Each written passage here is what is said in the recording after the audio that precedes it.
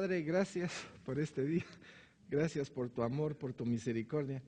Gracias por tu bondad. Ponemos ante ti esta enseñanza y clamamos, Señor, que tus verdades vengan a transformar nuestras vidas, nos dé consistencia, solidez, buenos cimientos, Señor, para el testimonio que en breve nosotros tendremos que dar. En el nombre de Jesucristo. Gracias, Señor. Bendito seas. Hoy es 18 de noviembre, solo para traer un reprise. Llevamos tres tipos de enseñanzas en esto de lo que se llama vida interior. La primera fue el despegue del pueblo de Dios de Egipto, todo el desierto, entrar a Canaán, conquistar Canaán y subir hasta el monte Sión. Y esta es una caminata, es un proceso espiritual donde Dios está a cargo para sacar de nosotros el cobre, el bronce, todo lo que hay, toda esa basura. Luego vimos el segundo modelo, que es el tabernáculo. El tabernáculo, hemos dicho que son 3 secciones, atrio, lugar santo y lugar santísimo. Y en estas 3 secciones son 3 distintos tipos de caminatas con 3 distintos tipos de vestiduras. En cada lugar hay una serie de principios que transforman nuestra vida. Hay que ver y hay que tocar. O bien que los muebles nos toquen. De una u otra manera se llama el toque de Dios. Y por último, estamos viendo lo que es la reconstrucción de Jerusalén. Y al hablar de la reconstrucción de Jerusalén, pues tenemos que ver la condición en la cual Dios entregó toda esta tierra al pueblo de Israel y cómo el hombre, por su desobediencia, por su idolatría, por su entrar a su propio capricho, este pueblo se enajenó, este pueblo llegó a condiciones tan paupérrimas que vino juicio de Dios sobre este pueblo por medio de Babilonia, de Nabucodonosor. 3 veces llegó Nabucodonosor y la última destruyó completamente Jerusalén. Los muros, las puertas, no dejó piedra sobre piedra. Y se llevó a un grupo de prisioneros a Babilonia. ¿Cuántos? No se sabe, pero se supone que fue una población enorme la que se llevó a Babilonia. Cuando el Señor despierta a Ciro y despierta a todos los monarcas para permitir ese retorno, entonces vienen 3 saliyá. Y los 3 saliyá están enfocados a 3 personajes especiales. El primero es Zorobabel y Josué. Zorobabel y Josué vienen y levantan, limpian el altar y comienzan a hacer los sacrificios diarios. Acuérdense que los sacrificios diarios son 2 al día, uno por la mañanita y otro por la noche. O sea, comenzaron a retomar la adoración a Dios. Es lo que vendría a ser con nosotros retiro de conversión. Posteriormente viene el proceso que es de Esdras, es el segundo aliyá, y Esdras coloca la palabra de Dios y comienza a fungir como el sacerdote. Esdras es de la descendencia de Aarón y comienza a cumplir su función sacerdotal. Y por último viene Nehemías, que era el copero de Artajerjes, y Nehemías pues pide el favor del rey, pero antes de pedir el favor del rey, pide el favor de Dios para que el rey le dé su favor. Y entonces viene este proceso donde el rey le da cartas, le da madera, le da alimento y pone una serie de reglamentos increíbles en relación a primero obedezcan a Dios y luego obedezcan al reinado. Qué cosa interesante, ¿verdad? Y de ahí pues Nehemías tiene todo lo que necesita para cumplir su función de reconstruir Jerusalén. Por eso estamos ahorita en la clase 29 de la reconstrucción de Jerusalén, pero en relación al libro de Nehemías vamos en la clase 8. Ya hemos leído Lamentaciones. ¿Qué otro libro leímos? Esdras. Y ahora estamos terminando con el libro de Nehemías. Vamos a comenzar con el capítulo 6. En el capítulo 6 vamos a encontrar cosas bien interesantes. Y dice así: cuando oyeron Sanballat y Tobías y Gesén el árabe y los demás de nuestros enemigos, como quien dice una molotera se enteró, que yo había edificado el muro y que no quedaba en el portillo, aunque hasta aquel tiempo no habíamos puesto las hojas de las puertas, Sanballat y Gesén enviaron a decirme: ven y reunámonos en alguna de las aldeas en el campo de Ono. Mas ellos habían pensado hacerme mal. Si ustedes se recuerdan que al principio enviaron cartas para impedir la reconstrucción. Luego comenzaron una murmuración, luego hicieron ver que iban a atacar y que iban a matar a todos. Por eso los israelitas se armaron hasta los dientes. Mientras unos construían, otros estaban con lanzas, flechas y espadas. ¿Se recuerdan? A la hora de la hora todos tenían espadas. Todos tenían espada. Y ahora cambian la táctica. Ahora ellos quieren parlamentar con Nehemías. Es una forma de seducirlo y hacerle ver, aquí estamos, parlamentemos para que no te vaya mal, etcétera, etcétera, etcétera. Mas ellos habían pensado hacerme mal y les envié mensajero diciendo, esta es la importancia de entender el tipo de mensajes que nosotros damos a quienes son enemigos. Yo hago una gran obra. Y aquí es importante ver la gran obra. Esta obra se está refiriendo al traje de bodas. Si usted está consciente de lo que hemos platicado aquí en las últimas clases, y de que el traje de la novia es un traje bordado de oro, de lino fino, blanco y resplandeciente, y que tiene adornos, esa es la obra del Espíritu Santo. La periferia de Jerusalén está hablando de la hermosura, y el traje que Dios está fabricando en nosotros es un traje de obras de fe. ¿Aló, pueblo de Dios? ¿Están conmigo? Sí, ya despertaron del tercer sueño. Amén, gloria a Dios. A ver, quiero ver sus ojitos. Si no, tome más cafecito. Ahí está, muy bien. El café es gratis. Así que pueden repetirse. Gloria a Dios. Ahora, ¿dónde me quedé? Las obras de fe. Estamos hablando de la periferia y eso es. Entonces, él dice, lo lamento mucho, no puedo ir a parlamentar porque estoy trabajando esta gran obra. ¿A cuántas cosas nos vamos a meter sin llamado de Dios? Perdemos el tiempo en cosas que no son llamados de Dios. Perdemos la oportunidad del traje o del bordado de la obra de Dios. Cuando me meto aquí, me meto aquí, me meto aquí, me meto aquí. Entonces, por meterme ahí, eso no me hace a mí, hijo de Dios. ¿Ya? Esa es una gracia de Dios. Porque sé qué soy, tengo que escuchar y saber a dónde Dios quiere que yo trabaje. El hecho de saber eso es una sabiduría refinada. ¿Dónde me quiere Dios? Cuando hablamos de esto, con mucha frecuencia oigo, es que esa iglesia me gusta por esto y por esto. Perfecto. Porque le gusta, la iglesia se acomoda a su carne, o a su satisfacción, o a lo que usted en este momento necesita para sentirse bien. Pero el camino espiritual, no crean ustedes que es sentirse bien. El camino espiritual es saber que ahí me están quitando algo que no me gusta. Entonces uno dice, no, ahí sí no, porque ahí sí pegan duro usted. Ahí sí la luz que hay es luz muy bonita. Viera usted que hasta la vamos y nos elevamos. Perfecto, porque todo lo que se eleva, todo se viene para abajo. Si no es por la obra del Espíritu Santo. Son detalles que necesitamos. Y dice, y no puedo ir, porque cesaría la obra, dejándola yo por ir a vosotros. Miren, esta lucidez espiritual es importantísima. Me llaman de aquel lado, me llaman de aquel lado, me llaman de aquel lado, y qué famoso puedo ser. Pero a la hora de la hora, en lo personal, ¿estoy haciendo lo que Dios dice o solo estoy ganando gloria para mi nombre? Ahí dice, el traje de boda es el resultado de la fe operante en nuestras vidas. Estoy hablando del Espíritu Santo. Amén. Y enviaron a mí con el mismo asunto, hasta 4 veces. Me fueron a incitar para decir, parlamentemos. Y yo le respondí de la misma manera. Entonces, Sanbalat envió a mí, su criado, para decir lo mismo, por 5ª vez. ¿Será necio el pecado? Tremendo, ¿verdad? Con una carta abierta en su mano, en la cual estaba escrito, se ha oído entre las naciones, y Gasmu lo dice, que tú y los judíos pensáis rebelaros, y que por eso edificas tú el muro con la mira, según estas palabras de ser tú su rey. Miren qué buena acusación. Qué buena. Aquí lo que pasa es que vos te querés hacer rico, vos querés reinar, vos te querés poner como el rey de Jerusalén y estás levantando los muros para hacer guerra contra todos. Esta difamación es tan típica y no estoy hablando de los de afuera, estoy hablando de entre cristianos.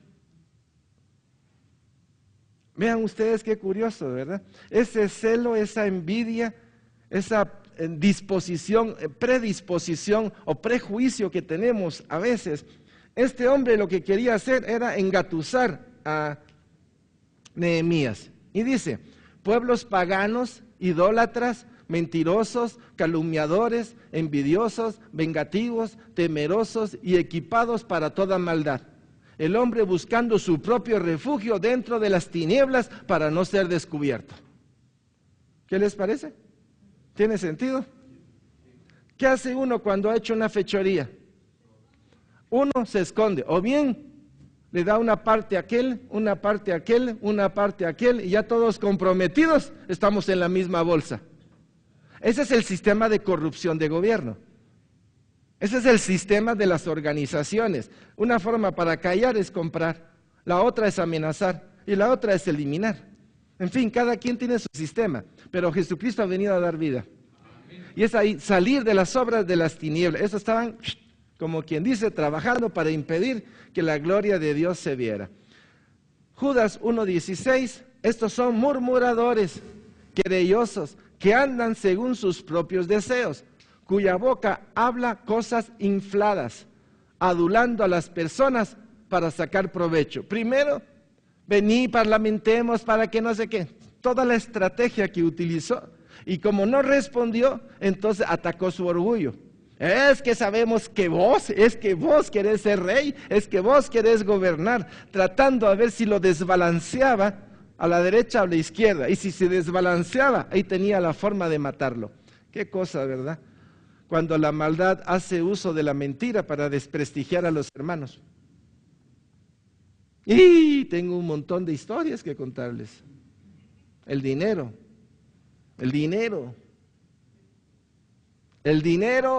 Dígaselo a su hermana, a su hermano. Mire, usted tenga cuidado con el dinero. Ay, Señor. ¿A cuántos hermanos he visto que por el dinero entregan las cosas de Dios? Pero en fin. Nehemías 6, 7, 11. Y que has puesto profetas, dice, continúa el ataque, que proclamen acerca de ti en Jerusalén diciendo, hay rey en Judá. Y ahora serán oídas del rey las tales palabras. Ven, por tanto, y consultemos juntos. Miren ustedes, es que es preciosa la táctica. Parlamentemos y cómo te quiero. Mira, que vengo en el nombre de Jesús para hablarte, pero a la hora de la hora. ¿Sí? A la hora de la hora. Vengo a hablarte y el cuchillo lo tienen aquí. Solo es cuestión de para adentro el cuchillo. A ver, ¿quiénes de ustedes han recibido el cuchillo de un hermano? Sin pensar en ninguno de un árabe, o de un Gersón, o de Zambalat, o de Tobías, o de los amonitas, porque todos los nombres se me están viniendo el día de hoy. Este chispudo el día de hoy. A ver, ¿quiénes de ustedes han sentido así como que, me atravesó? ¿Sí? ¿Y quiénes de nosotros lo hemos hecho? Amén, estamos bien, ¿va? Entonces ya no sigamos. Cabal. Entonces, el 8. Entonces envié yo a decirle, no hay tal cosa como dices, sino que tu corazón, tú lo inventas.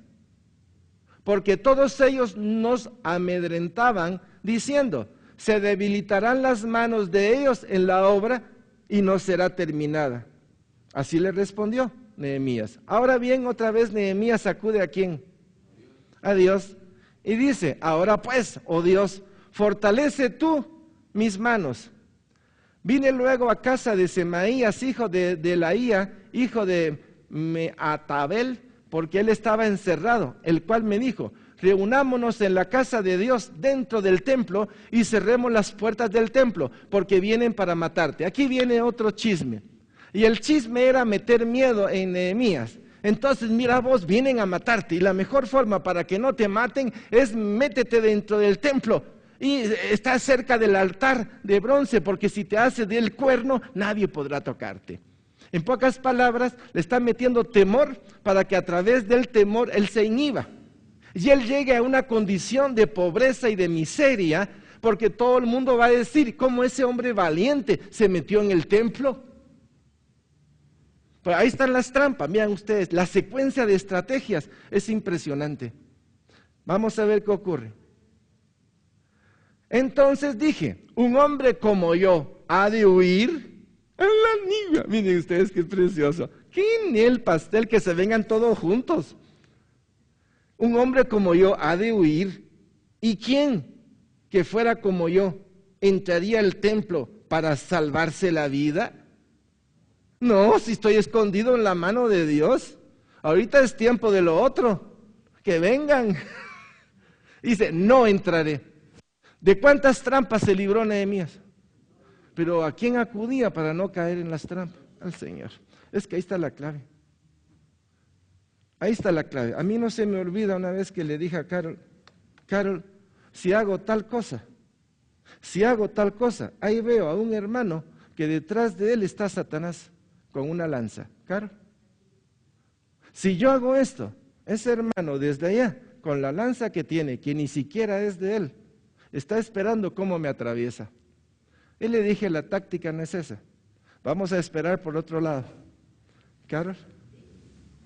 Y esperamos por otro lado, y cuando llegó el momento, pudimos quitarle la lanza.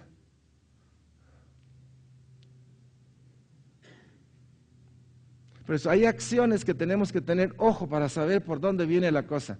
Hay lanza espiritual, hay lanza satánica. Así como nosotros tenemos nuestras flechas en el Señor, y tenemos la lanza y tenemos la espada, también el enemigo las tiene. Flechas de veneno, por eso está el casco de la salvación, para que no entren las flechas del enemigo. Y tenemos una coraza y un escudo para combatir las flechas, para combatir las lanzas y para combatir la espada. Por eso es tan importante tener los 5 sentidos prestos para donde estamos, o qué es lo que Dios quiere con nosotros. Y dice, no entraré, Nehemías 6:12.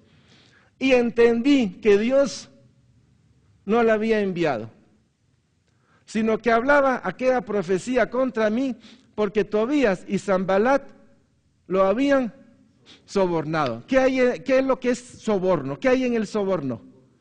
Pisto, posición, ubicación, bienes, puesto, ¿ah?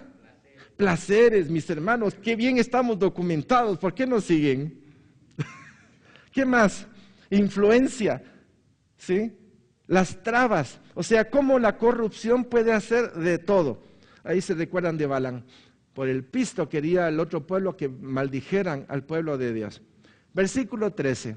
Porque fue sobornado para hacerme temer así y que pecase, miren ustedes, y le sirviera de mal nombre con que fuera yo infamado o difamado. Si yo hubiera entrado al templo y todo el mundo se hubiera enterado, ay no, que ese era el caudillo, pues se lo hubieran agarrado en una curva terrible. Era un ataque personal que lo utilizaron la profecía, el soborno y la intimidación.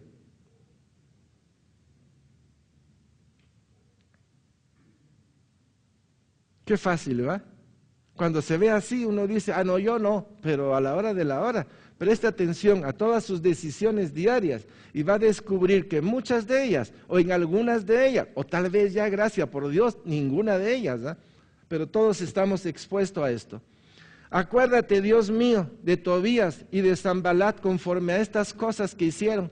También acuérdate de Noadías, profetiza, y de los otros profetas que procuraban infundirme miedo. O sea, había una confabulación de intereses y de profetas. Por eso las profecías, ojo, los dones tienen que estar ahí abajo y tienen que ser gobernados por la sabiduría de Dios. Fue terminado, ya terminé, ¿va? Sí, 15. Fue terminado pues el muro el 25 del mes de Elul, en 52 días. ¿Sabes lo que son? 52 días reconstruir Jerusalén. Solo Dios podía hacer eso. Y cuando lo oyeron todos nuestros enemigos, temieron, porque ya ni modo, ¿va? Ahora fue al revés. Ya están construidos los muros, las puertas, los picaportes, todo está puesto. Temieron todas las naciones que estaban alrededor de nosotros y se sintieron humillados. Aquí está. Hay un león rugiente alrededor de nosotros, pero si nuestra posición y nuestra convicción es firme, no podrá, no entrará y se tendrá que ir. Es lo que está pasando aquí. La fuerza del mal no pudo. Ahora las fuerzas del mal ya están humilladas. Y conocieron que por nuestro Dios había sido hecha esta obra. Qué tremendo, ¿verdad? Nehemías 6. Asimismo, en aquellos días iban muchas cartas de los principales de Judá a Tobías, y las de Tobías venían a ellos. porque muchos en Judá se habían conjurado con él, porque era yerno de Secanías, hijo de Ara. Y Johanán, su hijo, había tomado por mujer a la hija de Mesulán, hijo de Berequías. También contaban delante de mí las buenas obras de él, y a él se refería mis palabras, y enviaba a Tobías carta para atemorizarme. Este medio relajito de cosas es bien sencillo. El pueblo de Dios se metió con quien no debía. Y como hijos de sacerdotes se metieron con paganas, resulta que las paganas y los familiares de las paganas comenzaron a agarrar influencia en el templo. De hecho, había uno que dormía en el templo y que tenía poder dentro del templo. Ahí lo van a ver. Por eso es interesante la revisión permanente de la congregación. Y al revisar la congregación hay que ver los frutos. Hay que ver los frutos. Los frutos nos dicen por dónde anda. Capítulo 7 de Nehemías. Luego que el muro fue edificado, bueno, ¿qué hay dentro del muro?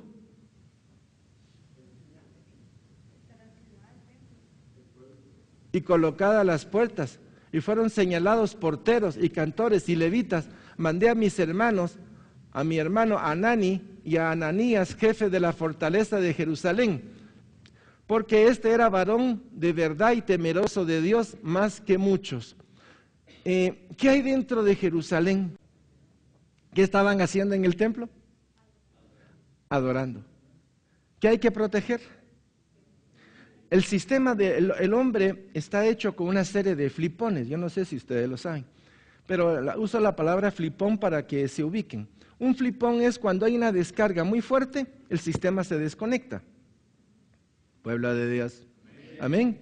Cuando se desconecta el flip-on es para seguridad. Por ejemplo, si yo pongo flip-on en mi casa y hay una descarga muy fuerte, lo que se va a ir puede ser que sea el flip-on o se queme, pero me protegió todo el sistema de la casa. Es igual que un pararrayos. Un pararrayos pues me va a evitar que la corriente de alta intensidad y todo el fulgor que trae queme toda la casa. Entonces ¿cómo dije? Ese flip-on está en nosotros. Tenemos muchos flipones. Los flipones están hechos para preservar nuestra vida. Lo más importante no es el pie, es el cerebro. El corazón tiene una función y se regulariza de tal manera de que si el sistema entra en una especie de shock, no le falte oxígeno al cerebro. O sea, el mismo cuerpo se regulariza y va cerrando compuertas para evitar que el sistema se deteriore. Así es con el shock hipoglicémico. Tiene que conservar un tipo de azúcar y ese azúcar es el mínimo de reserva para que llegue al cerebro. Si no llega al cerebro, viene el atontamiento y viene la caída. O sea, el cuerpo está hecho con un sistema maravilloso de Dios para preservar nuestra vida. Cuando estamos hablando de Jerusalén, hay que preservar, ¿qué? El templo. ¿Qué les parece? Hay que preservarlo. No podemos meter nuestras manos en ese lugar que es santo. Por eso entender estas cosas es levantar muros, no solo de afuera, sino levantar muro como a 20 metros después del muro, otra especie de muro, para que nadie pueda llegar al lugar santísimo, nadie pueda entrar a mi vida. Ahora bien, resulta que a través de mis ojos yo puedo ver cosas que no son buenas. Y estas cosas, al entrar por mis ojos, entra la imaginación y entra la fe. Y entra directo a mi corazón. Pornografía, lujuria, codicia. Todo lo que sea por los ojos, si nuestros ojos no tienen compuertas, entran directamente y contaminan nuestro espíritu. Igual nuestra boca, igual nuestros oídos. O sea, los sentidos externos, que son los sentidos del cuerpo, al contaminarse, contaminan los cuerpos, los sentidos del alma. Y si no hay compuertas a nivel de los sentidos del alma, contamina el espíritu. ¿Me estoy explicando? Al no entender estas cosas, obviamente usted me va a decir, pero yo no sabía esas cosas. Pues yo le diría, yo tampoco las sabía usted, pero cuando me las reveló el Señor, yo no sé qué puso una guarnición ahí. Una guarnición que haga como una especie de un flipón, ¡puc!, se desconecta y ya no pasa el mensaje. Ese cerrar los ojos, estoy viendo y cierro los ojos, ya es un mecanismo de no. O tapo mis oídos o ya no voy. o ya no pertenezco, o mejor me retiro. ¿Cierto? Son decisiones que tenemos que tomar. Y les dije, no se abran las puertas de Jerusalén hasta que caliente el sol. Y aunque haya gente allí, cerrar las puertas y atrancarlas. Otra medida de seguridad. Durante el día, que entren los que quieran, pero a cierta hora ya no entra nadie. Se cierran las puertas de Jerusalén. Y señalé guardas de los moradores de Jerusalén, cada cual en su turno y cada uno delante de su casa. Como quien dice, usted proteja sus bienes y al proteger sus bienes, protege Jerusalén. Proteja el área que le corresponde. Papá, mamá, no gaste más de lo que no le entra. Papá y mamá, sea chispudo. Amén. Si se recordaron, qué bueno. Porque la ciudad era espaciosa y grande, pero poco pueblo dentro de ella. Quiere decir, Jerusalén, la gente vivía alrededor de lo que es el epicentro de la ciudad y del templo de Jerusalén. Entonces vivía en ciudades cercanas a Jerusalén. En Jerusalén vivía poca gente, pero todos ayudaron a construirla. Ahora van a ver lo que va a hacer. Entonces puso Dios en mi corazón, ¿quién lo puso? Dios, en mi corazón que reuniese a los nobles y oficiales y al pueblo para que fuesen empadronados según su genealogía, y hallé el libro de la genealogía de los que habían subido antes y encontré en él escrito así.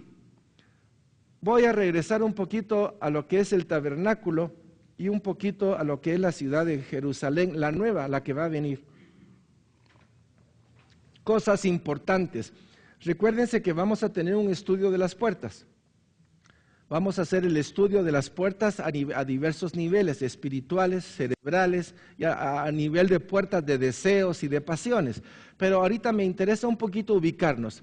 Al hablar del tabernáculo, el tabernáculo estaba rodeado por 60 columnas, ¿se recuerdan? 60 columnas. Y una cortina continua, continua de lino fino, sostenida por todos. O sea, columna, había un tensor, había dos pitas que venían del capitel a ambos para sostener la columna, 60 columnas alrededor del tabernáculo. La ciudad de Jerusalén rodeada por un muro alto y con 12 puertas. La similitud en la cual está el tabernáculo, está el templo de Jerusalén y está la nueva Jerusalén, es un símil perfecto. Es un símil perfecto. Mi vida construida en la roca de Cristo, rodeada con el traje de lino fino. ¿Vamos ubicando? Como todo tiene una continuidad, es un bagaje uno detrás de otro, son distintos vagones, pero todo habla de lo mismo. Mi vida construida en la roca de Cristo, rodeada con el traje de lino fino. La nueva Jerusalén viene del cielo, tiene dimensiones especiales, con muros altos, 12 puertas, 12 perlas, 12 ángeles y 12 cimientos. El número 12 habla de gobierno, es perfección, es la soberanía de Dios. Tanto en el tabernáculo, como en el templo, como en la vida de Jesucristo como tabernáculo, como en tu vida y en mi vida, quien debe de gobernar es Él. Ese es el 12. Ese es el número 12. Esta similitud, o como dirían, esta casualidad, que no es casualidad, sino que es el orden de Dios para hacernos ver que así como reina el universo, quiere reinar en nuestra tierra, en tu vida y en mi vida. Qué tremendo, ¿verdad? Ok, Nehemías. Estos son los hijos de la provincia que subieron del cautiverio, de los que llevó cautivo Nabucodonosor, rey de Babilonia, y que volvieron a Jerusalén y a Judá, cada uno a su ciudad, los cuales vinieron con Zorobabel, Jesúa, Nehemías, Azarías, Rahamías, etc. Habla de un montón de hombres, porque ese listado ya lo vimos con anterioridad. Y hasta el versículo 65 se repite la misma lista que Esdras había reportado en el primer aliyá. Estamos hablando de 42.300 más un grupo adicional de unos 7.000 a 8.000 personas entre cantores y siervos. Y estoy ahorita en el 70, y algunos de los cabezas de familias dieron ofrendas para la obra. El gobernador dio para el tesoro 1000 dracmas de oro, 50 tazones y 530 vestiduras sacerdotales. Vean cómo todo el pueblo de alguna manera participó en la restauración. Nehemías 7, 71 en adelante. Los cabezas de familia dieron para el tesoro de las obras 20,000 dracmas de oro y 2,200 libras de plata. Y el resto del pueblo dio 20,000 dracmas de oro, 2,000 libras de plata y 67 vestiduras sacerdotales. Y habitaron los sacerdotes, los levitas, los porteros, los cantores, los del pueblo, los sirvientes del templo y todo Israel en sus ciudades. Vean ustedes cómo todos los ministerios estaban registrados.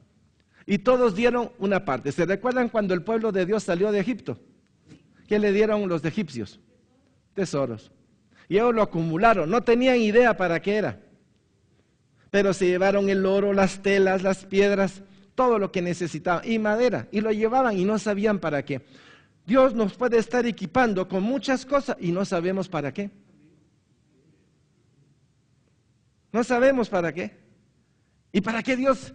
Con Carlos yo me preguntaba a veces, ¿para qué me envió a mí Dios a ese seminario a 7 países? ¿Para qué? ¿Para qué me envió? ¿Para qué me hizo ser médico? ¿Para qué esto y para qué el otro? Y uno no cacha. Hasta pasado el tiempo uno dice, ahora entiendo la preparación que me diste. Ahora me doy cuenta lo débil que fui y no me preparé como tú querías. Después viene una especie de lamento y de llanto porque no hice lo que tenía que hacer en su debido momento.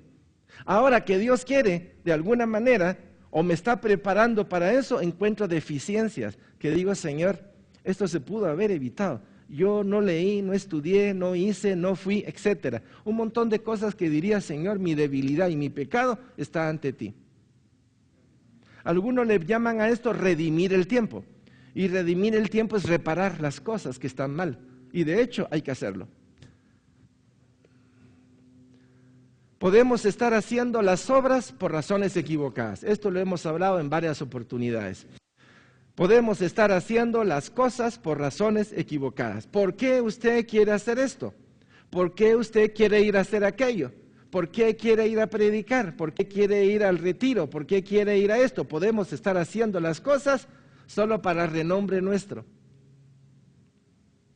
y no para el nombre de nuestro amado Señor. Entramos al capítulo 8 de Nehemías. Y se juntó todo el pueblo como un solo hombre en la plaza que está delante de la puerta de las aguas. Y dijeron a Esdras, el escriba, que trajese el libro de la ley de Moisés, la cual el Señor había dado a Israel. ¿Quién le está pidiendo a Esdras que traiga la palabra? El pueblo. Vos trae la palabra, vos léela. Necesitamos informarnos, necesitamos saber qué dice el Señor de todo esto. Dice, y el sacerdote Esdras trajo la ley delante de la congregación, así de hombres como de mujeres y de todos los que podían entender. Mire qué importante esta palabra, entender. El primer día del mes séptimo. ¿Ustedes saben cuál es el mes séptimo?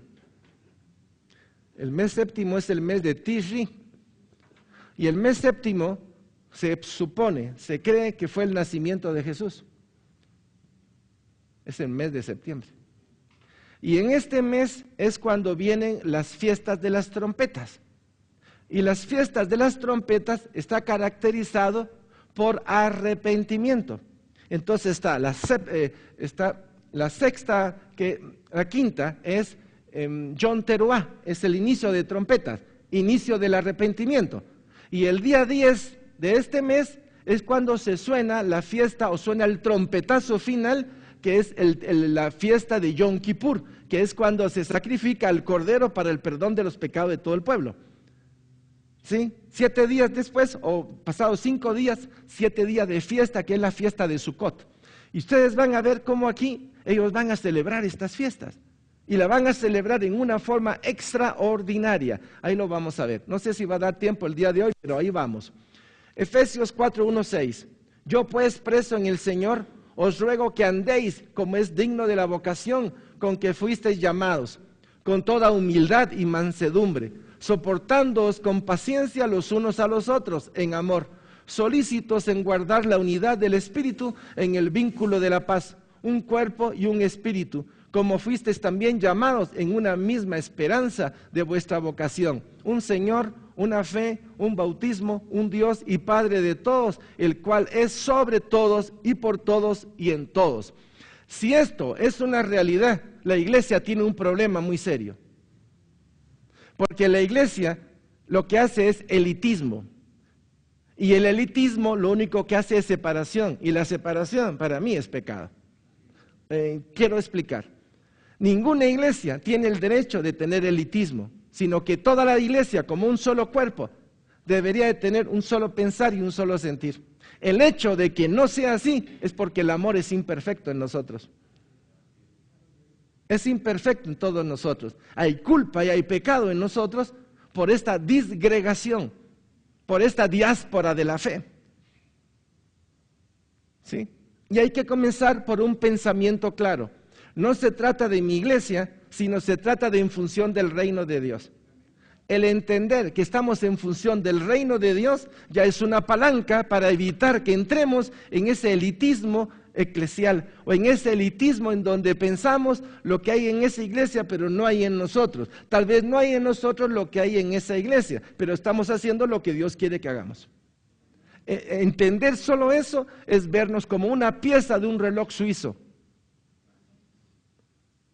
Pero si no sabemos que somos pieza de un reloj suizo, entonces cada quien siga dando vueltas.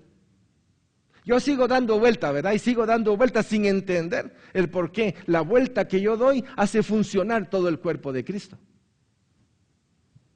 Caemos en un elitismo mental y si no nos sacan de ese anonimato, nosotros seguimos pensando que estamos bien, que alabamos bien, que predicamos bien, etcétera, etcétera. Y lo único que hacemos es entretener a un pueblo con un chupete. ¿Estoy hablando claro? Sí, ok. Y leyó en el libro delante de la plaza que está delante de la puerta de las aguas, desde el alba hasta el mediodía. Yo no sé si usted aguantaría. Yo veo 2 horas en el sol y me tienen que poner una regadera encima de la maceta. Porque ese calor de allá, terrible. Bueno, entonces ahí estaban todos. Y dice, en presencia de hombres y mujeres y todos los que podían entender. Y los oídos de todo el pueblo estaba atento al libro de la ley. Y el escriba Esdras estaba sobre un púlpito, así como estoy yo, que era de madera, que había hecho para ello, y junto a él estaban Matatías, Sema, Anías, Urías, Hilcías y Masaías a su mano derecha, y a su mano izquierda Pedaías, Misael, Malquías, Hasum, Hasbadana, Zacarías y Mesulán. ¿Cuántas personas? 13 personas. Yo cuando la conté la primera vez pensé que era 12, pero a veces uno se es guiado por el número 12. Pero ¿sabe usted cuál es el 13? ¿Saben ustedes qué quiere decir el número 13? Dona imaginaria, así me lo despierto de un solo disparo. No, hay varios significados, estoy buscando uno. El 13 es la novia. 7 es Cristo. ¿Y 6 quién es? 7 y 6, matrimonio. Es la novia. La numerología tiene un montón de cosas tan interesantes, ¿verdad? Hay una serpiente que es buena y hay una serpiente que es mala. La serpiente buena fue levantada en el desierto y todos los que la miraban, ¿qué pasaba? Se sanaba. Entonces hay una serpiente buena. Amén, digan mis hermanos, pónganse chispudos si estamos parlamentando. ¿O no? Sí. ¿Sí? ¿Sí? Hay mucha, por eso les digo, hay que separar lo bueno, porque Dios todo lo hizo bueno. ¿Quién deterioró o deformó lo bueno? ¿Y qué nombre le tiene que poner el mal para que parezca bueno? El mismo nombre. ¿Estamos? Ok. Nehemías 8:5. Abrió pues Esdras el libro a ojo de todo el pueblo. Qué expresión más hermosa. Para abrirlo a nivel de todo el pueblo, los ojos, ¿cómo estaba el pueblo? A ver, saquen todos los ojos así, miren. A ver, quiero ver. A ver, para que yo pueda escribir eso, tengo que saber que todos tienen, así es, esa es la mirada. Así, los ojitos, así como que un gato que está así a punto de tirarse sobre su presa. Bueno, es el libro a ojo de todo el pueblo, porque estaba más alto que todo el pueblo. Y cuando lo abrió, todo el pueblo estuvo atento. A ver, chicos, pónganse atentos el día de hoy. Bendijo entonces Esdras al Señor. Señor, te damos gracias porque eres bueno y tu misericordia es eterna. Y todo el pueblo respondió con las manos en alto. A ver, amén. El sonido precioso del amén. Ya despertaron. Alzando sus manos. ¿Qué hicieron? Alzando sus manos. Y se humillaron. ¿Y cómo es que uno se humilla levantando las manos? Cuando uno hace así, baja la cabeza. Porque tú eres bueno, pero yo, Señor.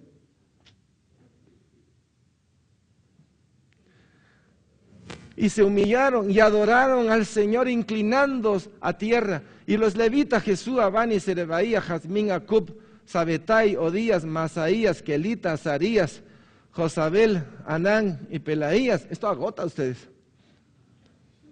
Hacían entender al pueblo la ley. Momento, esclarezcame esto. Habían 7 y 6. ¿Alrededor de quién? ¿Quién estaba predicando? ¿Quién estaba leyendo la palabra? ¿Y cómo estaba el pueblo? Con los ojos así y los oídos como de elefantes, ¿cierto? Pero no entendían. Entonces los que estaban, ¿quién es el que tiene que amamantar a los que están ahí? La novia, el 13. Y los que estaban ahí se bajaron. Siga la cámara, si se puede, ¿va? Chicos, siga la cámara. ¿Sí? ¿Entendiste, mi hermano? No entiendo. Yo me vengo contigo. Y cada quien, como un papá, ¿en qué parte te quedaste? Se le abrieron los ojotes así. Y el otro iba a otro lado. Vos, Jorgito, ¿cómo vas? No, aquí se está refiriendo a las Sagradas Escrituras, porque fíjate que el Señor te está hablando a ti, no a todos. Esto es personal. ¿Tú qué crees de lo que estamos hablando, Jorge? De uno en uno. ¿Qué deben de hacer ustedes que ya conocen y que son parte de esa novia? Ir con los otros que no entienden. Eso es lo que está diciendo. Y dice, hacían entender al pueblo, pero no lo iban a hacer a entender desde aquí arriba, ¿eh? Tuvieron que bajar, tuvieron que meterse con los adultos, con las parejas, con los jóvenes, con los niños, para que entendieran la palabra de Dios. ¿Cómo? Total. Así es. Y leían el libro de la ley de Dios claramente y ponían el sentido de modo que entendiesen la lectura. Aquí es importante entender para hacerles ver cómo es y cómo opera el hombre. El hombre tiene 3 círculos, uno externo, uno mediano y uno adentro. Y adentro está el corazón del hombre. Los ojos, imaginación y la fe llegan hasta adentro. ¿Sí? La boca, razón y oración. El olfato, conciencia y esperanza. ¿Cómo 1, 2 y 3 van llegando a dónde? Aquí. Y aquí está hablando de los, en pocas palabras, ¿cómo estaban estos? Por favor, síganme.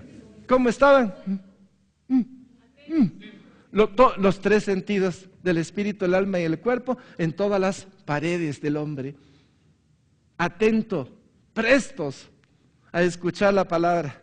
Abrió pues y leía, dice en el 8, y ponían el sentido de modo que entendiesen la lectura. Y Nehemías, el gobernador, y el sacerdote Esdras, escriba, y los levitas, que hacían entender al pueblo, dijeron a todo el pueblo: día santo es a Yahvé, nuestro Dios. No os entristes. ¿Y por qué estaban tristes? La ley les estaba pegando una sangoloteada. Se vieron descubiertos en el pecado. Se vieron descubiertos en su dolor, en la miseria que tenían. Que todo lo que tenían había sido producto de la rebelión contra Dios. ¿No se iban a sentir tristes, pues? Fueron sangoloteados, como ocurre aquí cada año.